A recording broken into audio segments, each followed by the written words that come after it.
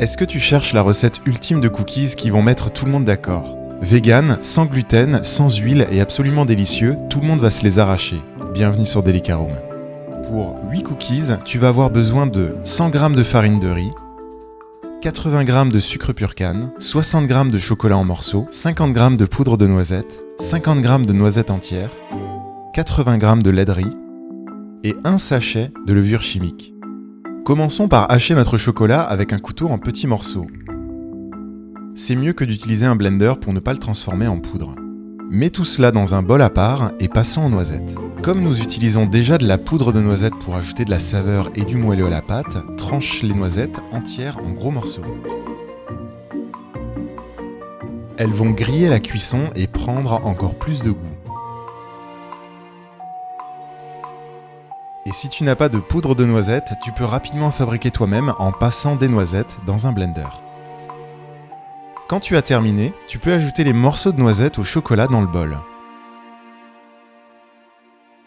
Mélangeons désormais le reste des ingrédients dans un saladier avec la farine de riz, qui donne soudainement un côté mystérieux à cette recette, le sucre, la poudre de noisette et la levure chimique.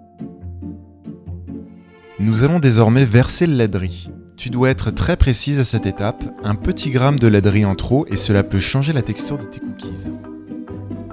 Si tu n'as pas de balance pour peser ton lait de riz, tu peux l'ajouter lentement et progressivement tout en mélangeant. 80 g, c'est très peu. La finalité, c'est d'en ajouter juste assez pour transformer le mélange en une pâte assez ferme. Si tu en mets trop, tes cookies vont s'étaler à la cuisson. Comme nous n'utilisons pas forcément les mêmes marques de produits, je te suggère de le verser progressivement.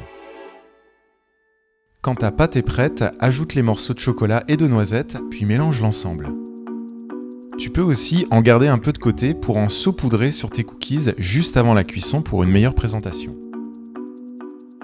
Sur ta plaque de four, où tu auras disposé du papier cuisson, dépose 8 petits tas à l'aide d'une ou deux cuillères à soupe. Si tu as gardé des morceaux de chocolat et de noisettes, c'est le moment de les disposer dessus. Place le tout 10 minutes à 180 degrés. Si tu la réalises, dis-nous ce que tu en penses dans les commentaires pour le partager avec tout le monde. Et si tu tentes avec d'autres ingrédients, montre-nous ce que ça donne, comme ça on peut aussi tester. Tu peux nous retrouver sur Facebook, Twitter et Instagram et toutes les recettes sont disponibles sur delicaroom.fr.